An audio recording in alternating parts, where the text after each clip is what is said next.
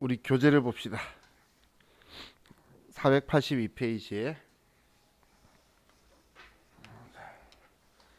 다들 애타게 기다리고 있었어요. 482페이지. 자, 김상곤 씨. 자, 입사일자가 있죠. 자, 16년 3월 15일이네요. 자, 그럼 방금 제가 그냥 이 부분만 썼어요. 보고. 그럼 입사일자가 2016년 3월 15일이다라고 쓰고, 그리고 뭐 외국 사람 아니죠. 국외 근로에 대한 이야기 없고 생산직은 맞죠. 근데 생산직 맞는데 이거 옛날 작년 거는 2,500만 원 초과였는데 비과세가 지금은 3천만 원이에요. 그래서 3천만 원 초과다라고 생각을 해주세요. 이게 18년도에 2천, 19년도에 2,500, 지금 2000년도에 3천이에요. 이게 계속 올라갔기 때문에. 자, 그럼 일단 비과세 아니라는 이야기를 의사 표현을 해 놓은 거예요. 그럼 비과세가 아니면 생산직이라고는 체크해 놓고 연장근로 비과세는 불하고 되어 있으면 되겠죠. 축제연도 청급여는 모르겠고, 자, 우리가 사원 등록이든 나중에 여러분들이 회사에서 그 뭐 일용직이든 사업 소득자 등록이든 할 때 주소지를 꼭 써줘야 돼요. 왜냐하면 그 사람의 납세지가 그 귀속자의 주소지가 되기 때문에 이 사람의 소득세에 문제가 되면은 관할세무서가 결정이 되겠죠. 자, 그럼 F2번에서 그냥 중부대로 88이라고 치면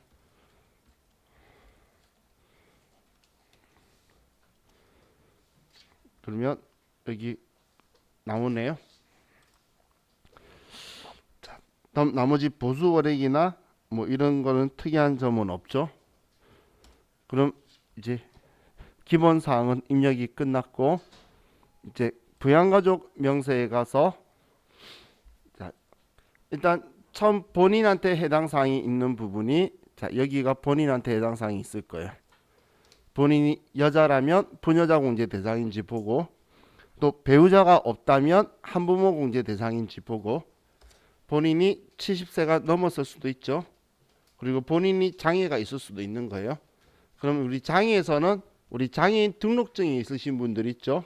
그분들이 장애인 복지법상의 장애인이에요. 그럼 국가유공자 중에 장애인 예우를 해주는 등급이 있어요. 그러면 이렇게 왜 이래? 자, 그러면 2번 국가유공자 등인데 이건 시험에서 뭐 체크한 일 없는데, 우리 항시 치료를 요하는 중증 환자 있죠. 우리 중환자실에 누워 있는 분들, 그분들이 장애인 등급 받으러 갈 수가 있나요? 없죠. 그런 분들은 항시 치료를 요하는 중환자라고 병원에서 장애인증을 끊어줘요. 3으로. 그런 경우가 우리 세 번째예요. 자, 그래서 장애가 본인이 읽을 리는 없겠죠.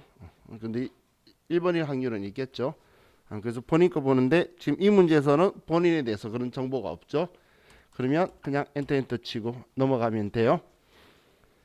자, 이제 연말 관계가 있는데, 자, 연말 관계에서 우리 지금 교재 이제 아래쪽에 배우자부터 볼 건데, 배우자부터. 자, 그럼 배우자는 이제 번호를 쓸 건데 F2번 누르셔서 여기에서 3번 배우자 선택을 하셔도 되고, F2번 눌러서, 아니면 지금 아래 연말 관계라고 해서 당구장 표시에 번호가 적혀 있죠. 그래서 이거 3번 숫자 눌러 가지고 하셔도 되고, 뭐 여러분들 편리한 대로 아래 눈에 보이면 번호 써도 되고 F2번에서 선택해도 되고. 그럼 3번 누르고 배우자 허지연. 자, 여기 1번 주민등록번호고 주민등록번호 치시고,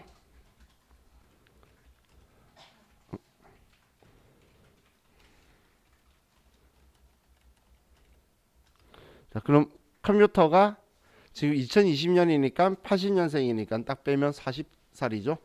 그렇게 나온 거예요.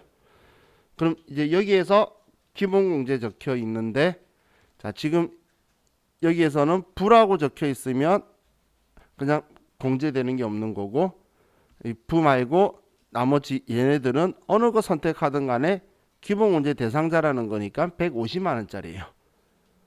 어느 거 선택하든 간에 150만 원짜리인데, 제가 그 이야기하는 이유는 배우자가 장애가 있을 수도 있겠죠. 그러면 배우자 선택해도 되고 장애인 선택해도 된다는 이야기예요. 근데 배우자가 40인데 20세 이하 하면 이상하잖아. 그거는 아니지만 배우자라고 써도 되고 장애인 써도 되지 이거 고민하고 있을 필요가 없다는 이야기예요. 이건 어느 글자가 있든 간에 여기에선 150이고 여기에 장애 있는 거 체크해야 추가 공제가 되는 거니까. 그럼 여기에서는 크게 고민 안 하셔도 돼요. 나중에 시험 문제 보면 아버지가 60세가 넘으셨는데 장애가 있으신 경우가 꽤 많아요. 문제에서. 그런 경우에 어느 거 써도 상관없다는 이야기예요. 자, 그럼 지금 배우자는 소득 없음이라 적혀 있으니까 소득 있으면 부라고 할 건데 부면 뒤쪽이 아무것도 해당 사항이 아니에요. 바로 그냥 쭉 엔터 치고 다음 줄 내려가면 되는데 지금은 소득 없으니까 하지만 그 외에 또 나머지 정보도 없죠.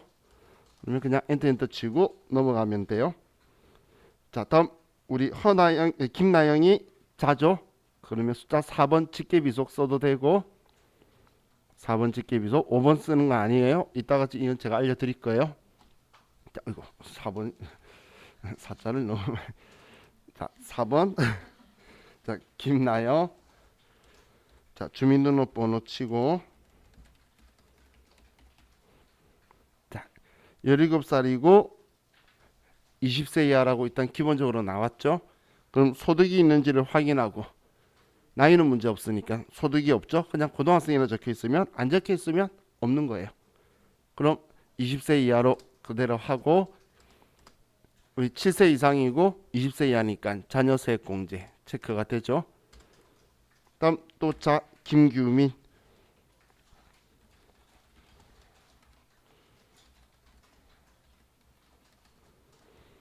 자 이번에 7살이라서 자녀 세액공제 대상이 되네요. 초등학생이니까 소득은 없고 자 다음 아버지죠. 아버지는 자 우리 아래 보시면 이걸로 볼까요?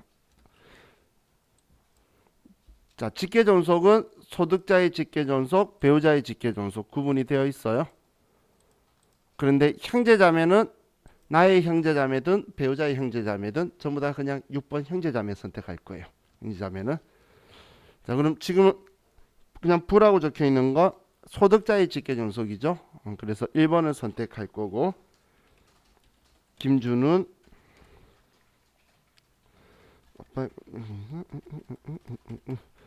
70세 넘으셨다. 그죠? 그럼 60세 기본공제 되고 경로자 100만 원 되고 아버지 장애가 있으시죠? 그럼 장애인 복지법상이라고 복지법 적혀 있으니까 1번 눌러서 체크를 하는 거예요. 자, 이렇게 하면 지금 이 아버지로만 해서 여기 150만 원, 여기 200만 원, 아니 여기 100만 원, 여기 200만 원에서 450만 원이 아버지 한 분 때문에 소득공제가 일어난다고 보시면 돼요. 자, 이렇게 하면 자, 입력이 끝난 거예요. 그렇게 어렵고 그런 거 아니죠. 혼자서 그냥 곰곰이 생각하고 있어요. 그 문제 푸시는 분들 보면. 자, 다음 이제 오른쪽 자료 2번에 장종민 볼게요. 자, 교재. 자, 이번 자료 2번에 장종민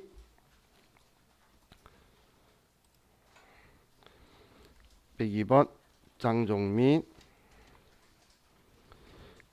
주민등록번호 아래쪽에 있고 자, 입사는 2018년 5월 6일이고 뭐 내국인 거주자 적혀 있고 총무과 대리니까 뭐 특별한 게 다 없네요. 그럼 주소만 문화로 229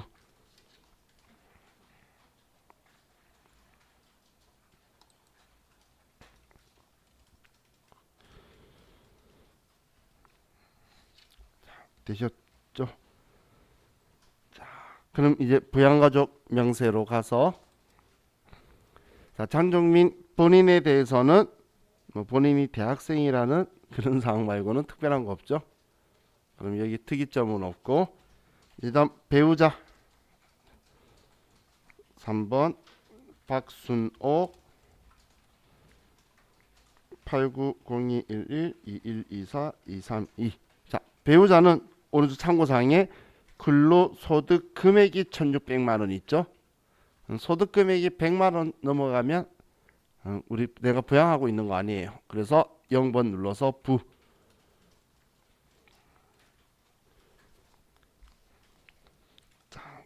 다음 우리 이제 장대성 있죠. 그럼 4번 직계비속 장대성 20 0612 3456 854. 자, 올해 태어났죠. 그래서 컴퓨터가 인식을 했으니까 일단 첫째다라고 떴어요. 얘 말고는 다른 자녀가 없죠. 그럼 첫째 맞다. 올해 태어나면 주민등록번호가 20이라서 컴퓨터가 인식을 하는데 입양했을 때는 모르겠죠. 그래서 입양할 때만 좀 잘 챙기시면 돼요. 자, 다음 쟤는 동생이죠. 형제자매니까 6번 장형석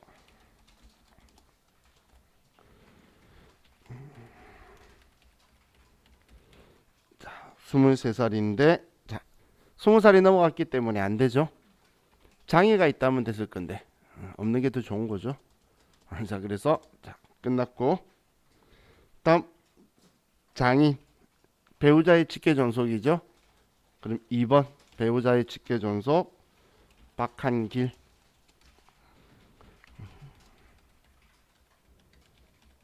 자, 아버지인데 보고 했었어야 되는데 뭐 써도 문제는 없어요.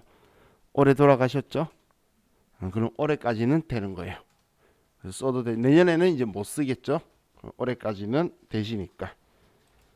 자, 그럼 60세 이상으로 올해까지는 되고 다음 장모 류경미. 자, 장모는 일용 근로소득이 300만 원 있죠. 일용 근로소득은 무조건 분리과세라서 소득이 없으신 거예요. 무조건 분리과세면 그냥 소득 금액이 안 들어오니까 소득 금액이 없다라고 생각하면 되겠죠. 자, 그래서 60세 넘으셨으니까 소득 없어서 기본문제 대상이 되시는 거예요. 자, 다음 페이지 넘겨서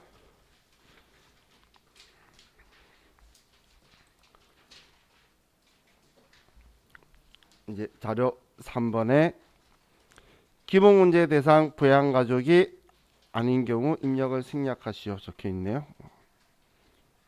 자, 아닌 사람이 없어요. 아, 있네. 자, 그럼 남춘길이고 103번에 생산부 대리인데 전년도 총급액이 2,500만 원 초과, 3천만 원 초과다라고 볼게요. 자, 그 말고는 우리 기본 사항에서는 특별한 거 없으니까 먼저 103번 남춘길 850704-1358-911 2018년 7월 15일이고 생산직 사원이죠. 대리니까 그럼 생산직인데 3천만 원 초과니까 연장 근로는 부고 주소는 세터로 70-1 뭐 경기도 강명인데 주소 잘못 쓰는 것 같아. 그죠? 그냥 이걸로 합시다. 자, 그럼 이제 기본사항은 끝났고 자, 부양가족 명세로 가는데 자, 본인이 장애인 복지법상에 장애가 있다. 그죠? 그러면 자, 본인 장애인 복지법상의 장애인이고 본인에 대한 거 놓치면 안 돼요. 자, 그런데 배우자를 봤더니 올해 이혼을 했죠. 그럼 이혼하면 즉시 남당이니까 자, 그래서 이거 적어놨나 봐요. 그럼 배우자는 우리가 입력할 필요가 없죠. 왜냐면 다른 사람의 배우자로서 입력을 할 거예요. 다른 번호하고. 그렇기 때문에 나에게서는 이제 그냥 끝인 거예요. 그럼 뭘 확인해야 되죠? 기본문제 대상 직계 비속이 있는지 봐야 되는데 남동수가 11년생이면 9살이죠. 9살인데 초등학생이고 소득 없으니까 기본문제 대상 직계 비속이 있죠. 그래서 한부모 공제가 여기에 체크해야겠네요.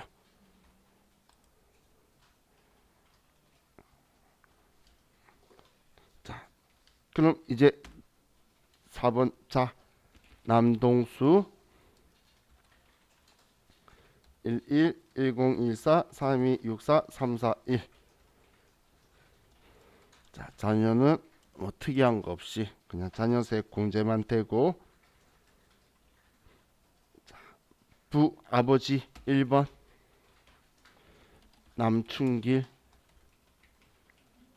아니구나. 아버지는 아버지 남대한 580614. 아버지는 60세가 넘으셔서 기본공제 대상이 되시네요. 그죠?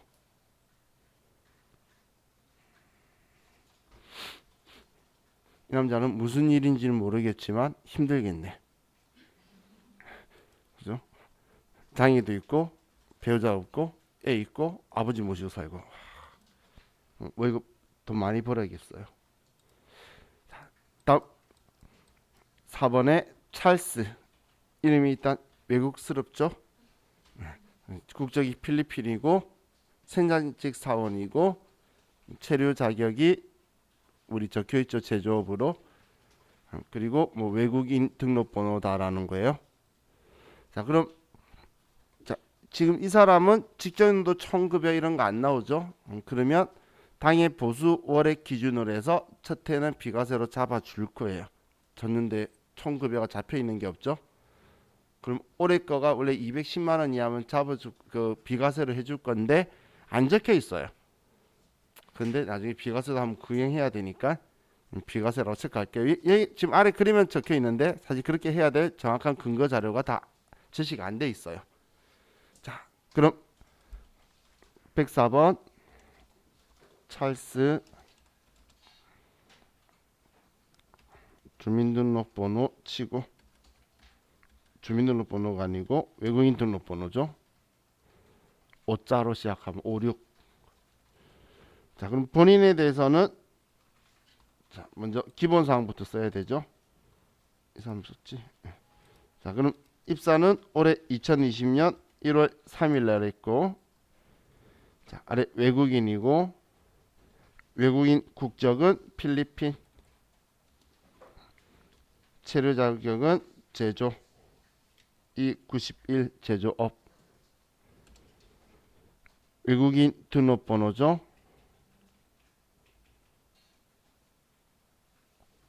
왜 사라졌지?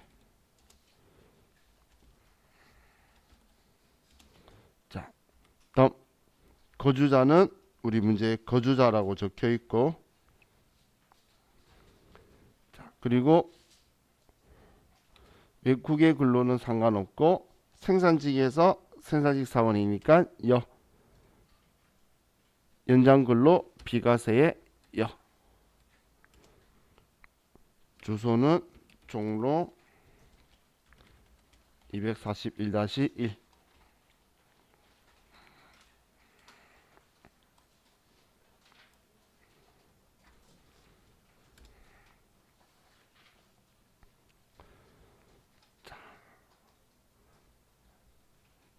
하셨나요?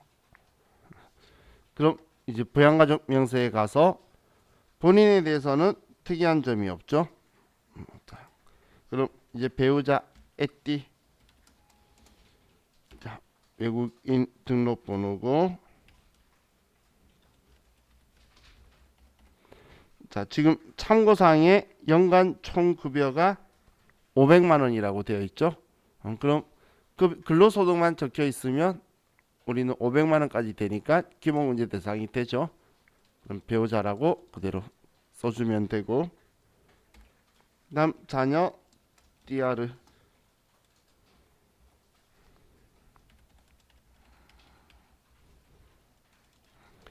자, 6세니까 7세가 아직 안 돼서 자연세액 공제는 체크가 안 되겠죠. 자, 이렇게 하면 이제 입력이 끝난 거예요. 별로 어렵지는 않죠. 그죠? 자, 그럼 이제 여기에서 제가 혹시나 모르니까 추가로 좀 더 여러분한테 설명을 해 줄게요. 자, 여기서 추가로 일어날 수 있는 거예요. 자, 만약에 본인에 대해서 세대주다, 세대주가 아니다라는 표현이 있을 때가 있어요. 시험에서 세대주다, 세대주가 아니다라고 표현되면 여기 아래에 세대주, 세대원 체크하는 칸이 이 아래쪽에 있죠. 여기에 이제 체크를 하는 거예요. 그리고 우리 추가 사항에 가면 첫 번째 중소기업 우리 취업 감면으로 해서 세액 감면 받을 수 있는 게 있어요. 여기 이건 급여 명세서 입력할 때에 급여 명세서에서 우리 소득세 감면 받는 거에 대한 설정을 여기서 하게 돼요. 이 사람에 대해서. 그럼 얘는 지금 현재 여기다 써드릴게요.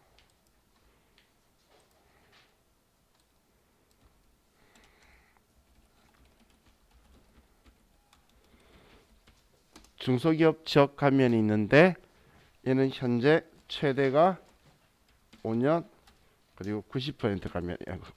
9% 90 왜 이래? 90% 감면이에요.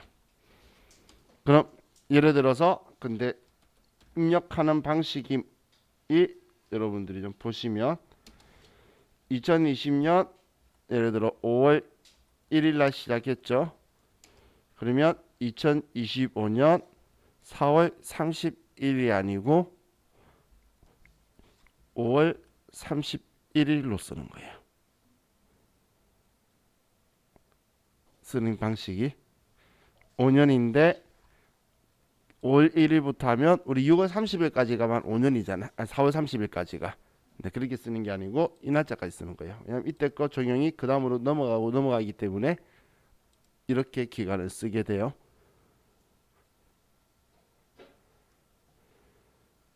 지금 제가 이렇게 쓴다는 게 이 이야기예요. 자, 예를 들면 얘가 감면이다요. 42세는 감면 없어요.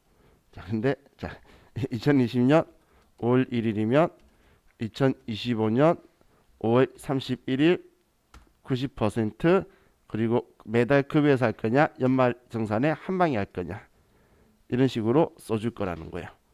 이거는 뭐 알려줄 거니까 지금 이렇게 제가 적은 글이 이렇게 쓸 거란 이야기예요. 아래 어떤 말인지 이해가시죠? 이건 이제 우리가 이따가 나중에 할 급여자료 입력할 때에 소득세가 산출될 건데 그 감면된다 그러면 여기에서 설정하고 급여자료 입력에 반영시키는 거예요. 지금 급여자료 입력에 반영시키는 게 지금 이거하고 여기에 이거하고 이거가 있죠. 또 하나가 뭐냐면 자, 우리 소득세 납부하는 거 있죠.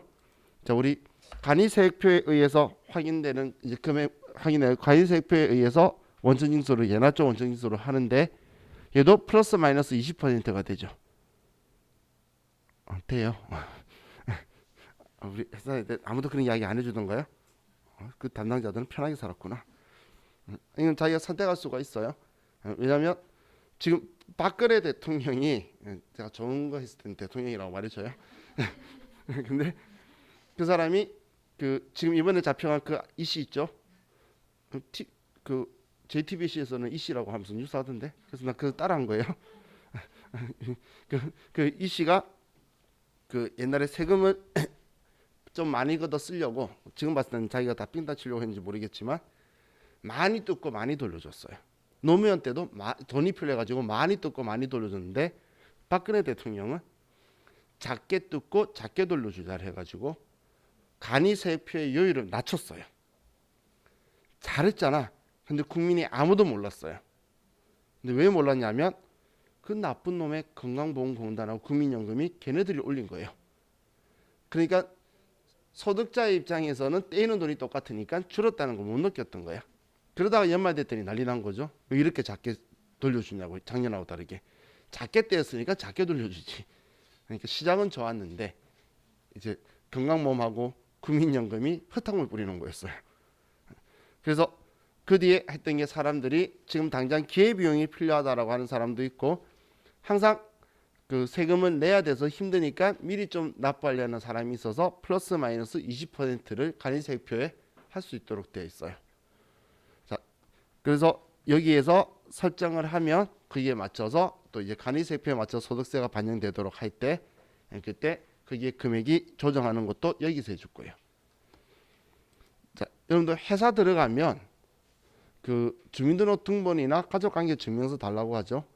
그 달라고 하는 이유가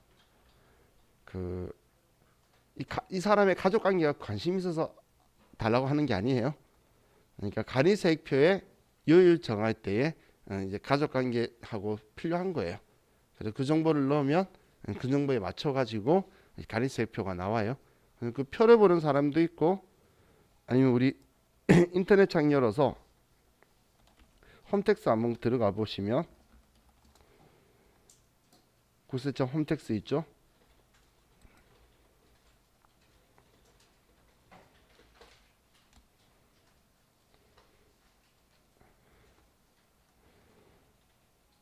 여기에 검색 오른쪽 위에 검색 누르셔서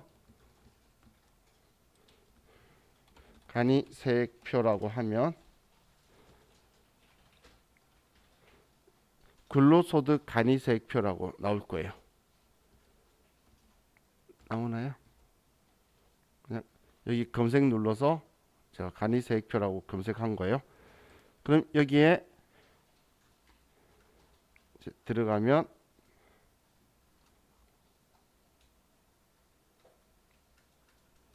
여러분 나왔나요? 저만 안 나오는 건가요? 나왔어요.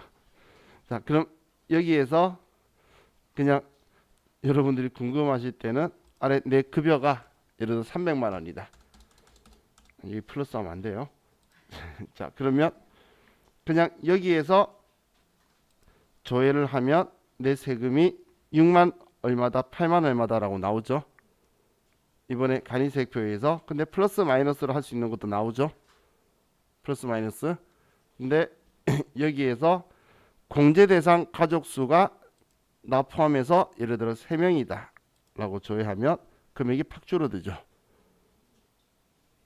그죠? 그죠? 거기다가 이 중에 20세 이하가 한 명이 있다. 그래서 금액이 줄어드는 거예요.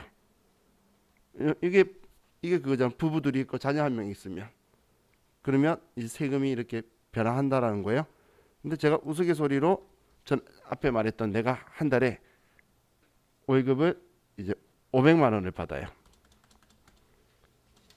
그런데 아버지, 부모님, 배우자, 자녀까지 해서 내 포함해서 7명이다. 그러면 7명인 순간 이제 자녀를 안 집어도 얘 금액이 이만큼 나오죠. 10몇만 원. 자, 보세요.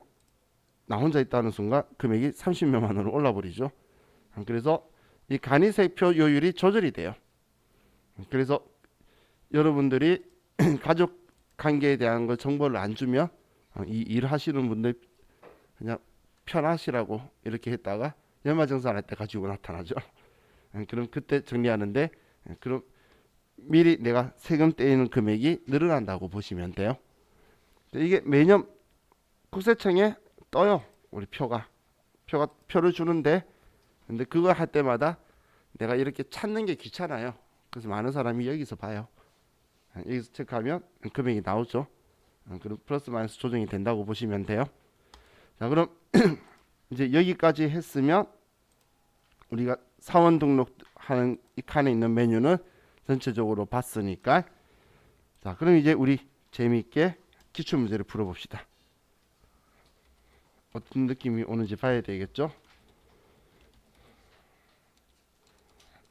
주로 이제 부양 가족 명세 작성하는 거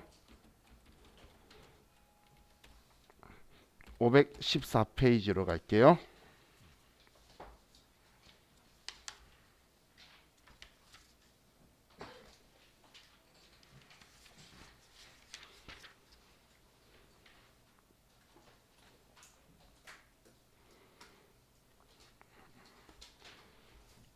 514페이지 회사는 274번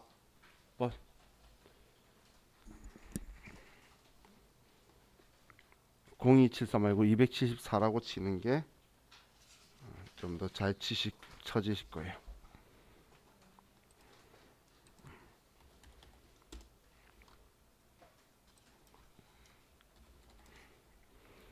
자, 하셨나요?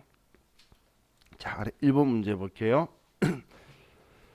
다음 자료를 보고 내국인이며 거주자인 사무직 직원 한마음 일단 여성 체크해 놓고 자, 한마음을 사원 등록하고 한마음의 부양가족을 모두 부양가족 명세에 등록 후 세부담이 최소화되도록 공제 여부를 입력하시오. 기본문제 대상자가 아닌 경우 불어 표시하시오라고 적혀 있죠. 한마디로 기본문제 대상이 안 돼도 입력하고 불하고 쓰라는 거예요. 원래 그렇게 해야 돼요. 그래야 기본문제가 안 되는 거지 다른 거 문제는 받을 수 있거든. 자, 그럼 이제 먼저 한마음 씨를 먼저 등록을 할게요. 자, 사원 등록에 가서 아래 빈칸에 105번 한마음 주민등록번호는 오른쪽 515페이지에 있네요. 73063024345667 입사는 우리 514페이지에 2019년 4월 1일에 했고 더 이상 여기에선 특이한 점이 없죠. 그죠? 자, 그럼 이제 여기는 입력이 끝났고 이제 부양가족 명세로 가서 자, 본인이 여성 근로자죠. 여성 근로자인데 연간 총 급여액이 2,900이죠. 자, 월급만 있으면 4천만 원, 4,300만 원 정도 선까지는 종합소득 금액이 3천만 원 이하예요. 종합소득 금액, 그러니까 근로소득 금액만 있을 거잖아요. 그러면 지금 총 급여가 2,900밖에 안 되면 3천만 원 미달이라는 표현을 해둔 거예요. 그리고 배우자가 있죠. 그러면 부녀자 공제 대상이겠네요. 네? 본인이 여성 근로자고 3천만 원 이하고 배우자가 있으니까 부녀자 공제 대상이겠죠. 네? 그 해까지는 되잖아. 그죠? 그 해까지는 받아야지. 이것 때문에 50만 원 받고 배우자로 150 받으면 200 받죠. 그런데 얘가 없어서 한부모 받으면 100밖에 못 받잖아. 이해 가셨죠? 200 받아야지. 자, 그럼 이제 이 본인에 대해서는 부녀자에 체크를 하고 자, 본인에 대해서는 특이한 거 없었고 자, 배우자는 지금 올해 사망했는데 올해까지 되고 1년 근로소득이 600이면 1년 근로소득은 무조건 분리과세라 그랬죠. 그럼 소득이 없는 거예요. 그래서 자, 배우자는 나이 제한이 없으니까 3번 김태우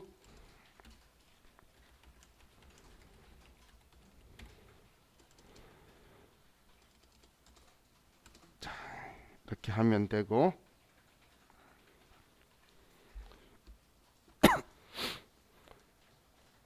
자, 다음 어머니가 있는데 어머니가 복권당첨 소득이 있어요. 복권당첨 소득은 무조건 분리과세니까 소득이 없는데 문제는 이게 문제죠. 생계를 같이 해야 되는데 주거 형평상 요양 목적상이 아니고 그냥 미국 가 있대요. 그럼 그냥 같이 안 사는 거죠. 그래서 어머니는 기본문제 대상이 안 되는 거예요. 생계를 같이 아예 안 하고 있어서. 자, 그럼 어머니 유지인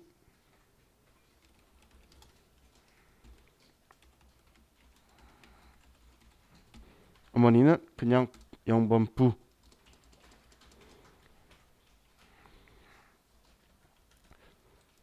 다음 딸은 소득이 없고 일본에 유학 중이죠. 제가 배우자와 직계 비속은 생계를 같이 하는 거 안 따진다라고 했어요. 그래서 딸은 뭐 소득 없고 나이도 16살밖에 안 되니까 기본 문제 대상 되겠네요. 자, 그럼 김성유 4번. 김성유 04080541234566.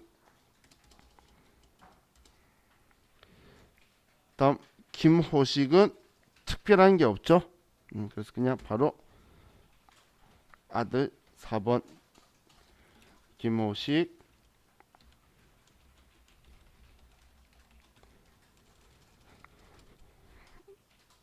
다음 한다정 언니가 있는데 언니는 퇴직 소득 금액 100만 원 있는 건 문제가 없어요.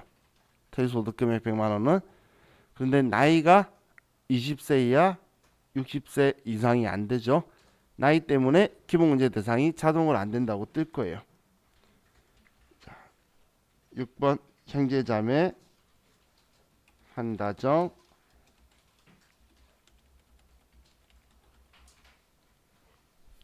컴퓨터에서도 그냥 아예 부라고 적혀 있죠. 장애가 있지 않은 이상은 뒤집을 일이 없다 그거예요. 자, 이렇게 하면 끝나고 5점을 따는 거예요. 할만하죠, 그죠? 그래서 제가 가끔씩 이런 말 하잖아요. 아예 모르겠으면 전부 다 쓰면 감점돼봐야 2점 감점되고. 제가 했던 그런 거예요. 자, 다음 또 풀어볼까요? 원래 엄청 많은데 지금 연말정산이라는 거 아직 우리 안 했잖아요. 그거하고 섞여 있는 문제가 많은 거고 이것만 가지고 5점씩 주는 그런 게 많지가 않은 거예요. 그래도 있어요. 587페이지로 가서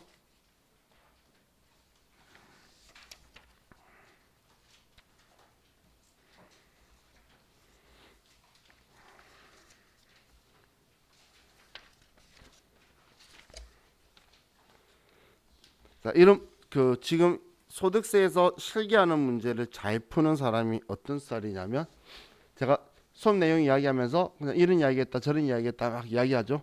근데 그 신기하게 기억 잘 하시는 분들이 있어요. 그러면 나중에 문제 보면 제가 이야기했던 구시렁거렸던 이야기가 다 나와요. 근데 그런 거 기억 잘 하시는 분들은 전부 다 기억해내더라고. 저는 숙지하세요 이런 표현도 안 했는데 기억하시는 신기하신 분들이 있어요.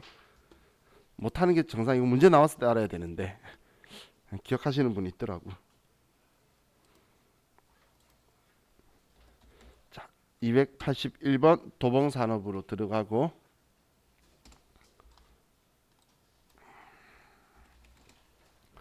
자, 1번 문제 볼게요. 자, 다음은 생산직 직원 신나라 씨와 생계를 같이 하고 있는 부양가족에 대한 자료이다. 신나라 씨를 사원 등록하고 기본사항 입력은 생략하되 세부담이 최소화되도록 부양가족 명세에 입력하시오. 단 부양가족 모두 부양가족 명세에 등록 후 기본문제 대상자가 아닌 경우 부로 표시하시오. 자, 그럼 먼저 사원 등록 가서 자, 201번 신나라 등록하고 자, 본인 주민등록번호 입사는 2020년 8월 1일 자, 그리고 생산직 직원이라 그랬으니까 생산직 여부의 여까지는 챙겨주고 그 외에는 특별한 말이 없죠. 자, 그럼 부양가족 명세에 가서 자, 본인인데 본인이 세대주래요. 여기 세대주 체크되어 있죠. 그럼 이제 본인에 대해서는 특별한 거 없고 자, 배우자 오연지가 있네요. 자, 배우자 오연지는 자, 일단 주민등록번호 치고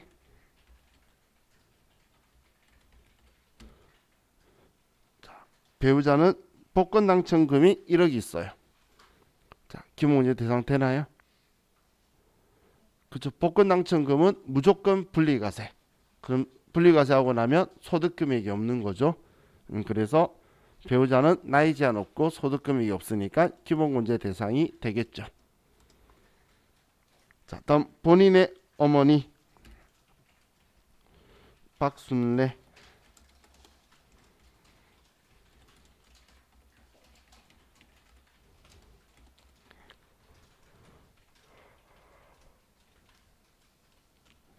자, 어머니는 일단 나이는 70세이신데 자, 총 급여가 300만 원인데 양도소득 금액도 20만 원이 있죠. 자, 그럼 자, 종합 그 어머니의 전체 총 소득 금액이 얼마가 되죠?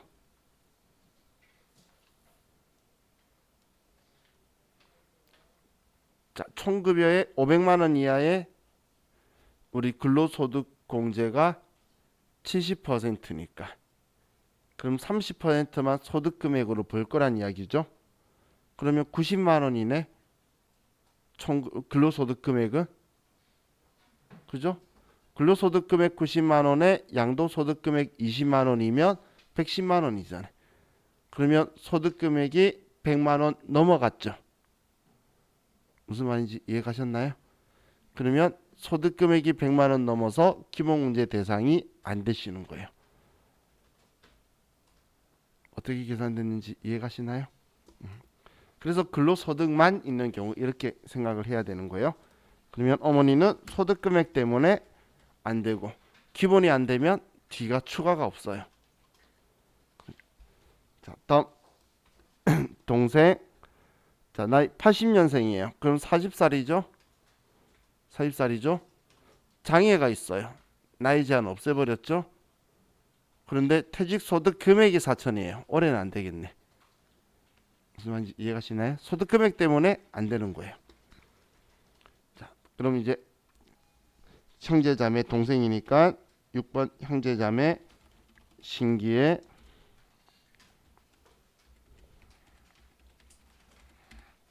얘도 부. 뒤쪽 체크하는 거 아니에요? 여기가 부면 장애가 있다고 뒤에 체크하고 하는 거 아니에요? 있는 경우에만 여기가 기본문제인 대상인 경우에만 뒤쪽에 쓰는 거예요. 자, 다음 자녀 신아름 딱 20살이네.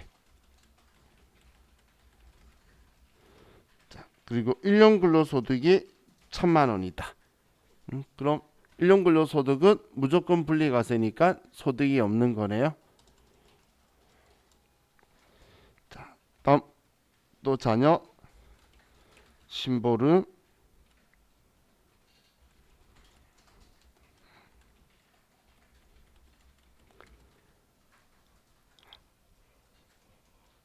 올해 태어났는데 문제에서도 둘째라고 말해주고 있죠. 그럼 둘째 아니라도 우린 둘째라는 거 알 수 있었겠죠. 자, 이렇게 하면 이번에도 저장하면 5점이 들어온 거예요.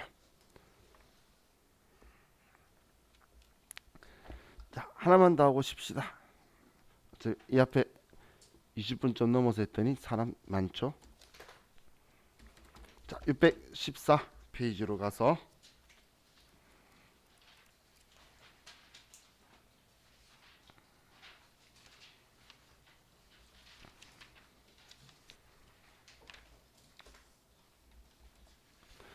자,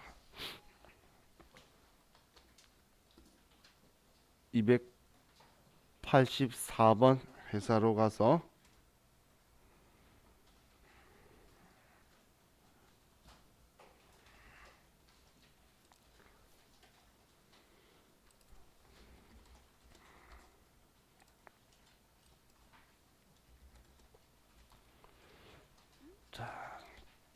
문제 5번에 1번 다음 자료를 보고 내국인이며 거주자인 사무직 사원 김미소 여성. 김미소의 부양가족을 모두 부양가족 명세에 등록 후 세부담이 최소화되도록 공제 여부를 입력하시오. 기본문제 대상자가 아닌 경우 기본문제 여부에 불호 표시할 것. 자, 일단 우리 되는 거 안 되는 거부터 먼저 이번에는 판정을 하고 한 방에 입력을 할까요? 자, 볼게요. 첫 번째 본인 여성 근로자인데 연간 총 급여액이 2,850만 원. 그럼 종합소득 금액 3천만 원에는 확실히 미달되겠죠. 그리고 배우자가 있으니까 부녀자 공제가 될 거고, 또 배우자는 사업소득 금액이 300만 원 있네요. 그러면 소득 금액이 300만 원이니까 안 되겠죠. 100만 원 넘었죠. 그래서 기본 공제 대상이 안 되고, 소득 금액이 100만 원이 넘으면 안 돼요. 자, 김성호 본인의 아버지는 특별한 말 없이 영국 거주하네요. 어머니도 두 분은 생계를 같이 하고 있지 않기 때문에 안 되는 거고, 딸은 미국 유학 중이고 문제 없고, 박호식 아들도 뭐 특별한 거 없죠. 나이도 11살이니까 문제 없고, 김미정 언니는 동거를 하고 있는데 퇴직소득 금액이 100만 원 다 문제 없는데 나이가 아직 이러면 얼마? 46 되겠다. 그죠? 그래서 안 되겠네요. 자, 그럼 이제 그 먼저 판단했으니까, 자, 사원 등록 가서 105번 김미소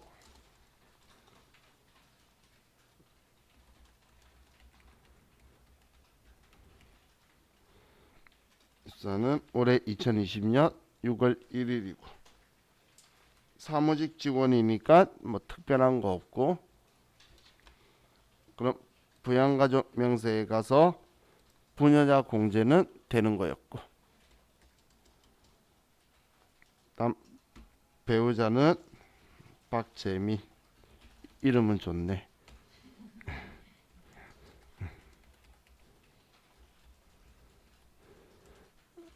자, 소득 금액 때문에 안 되는 거고, 다음 직계존속 김성호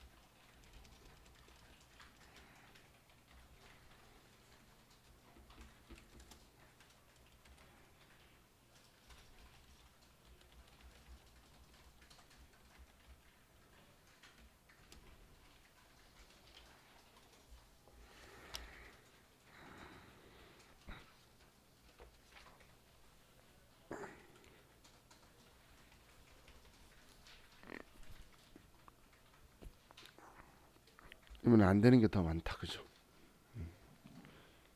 이건 전부 다 된다 했으면 큰일 날 뻔했겠네. 시험 때. 자, 우리 이렇게 사원 등록해서 부양가족 명세만 입력하는 문제는 이제 지금 3개밖에 없어요. 그런데 그 외 그럼 나머지는 이제 뭐 급여 자료 입력이 있고, 아니면 이렇게 사람은 등록되어 있고 이제 사원 등록한 후에 연말정산하시 이렇게 해서 같이 세트로 나와 있는 게 있어서 연말정산 아직 안 했잖아요. 그래서 이것만 있는 거 가지고 연습한다고 3개만 해봤어요.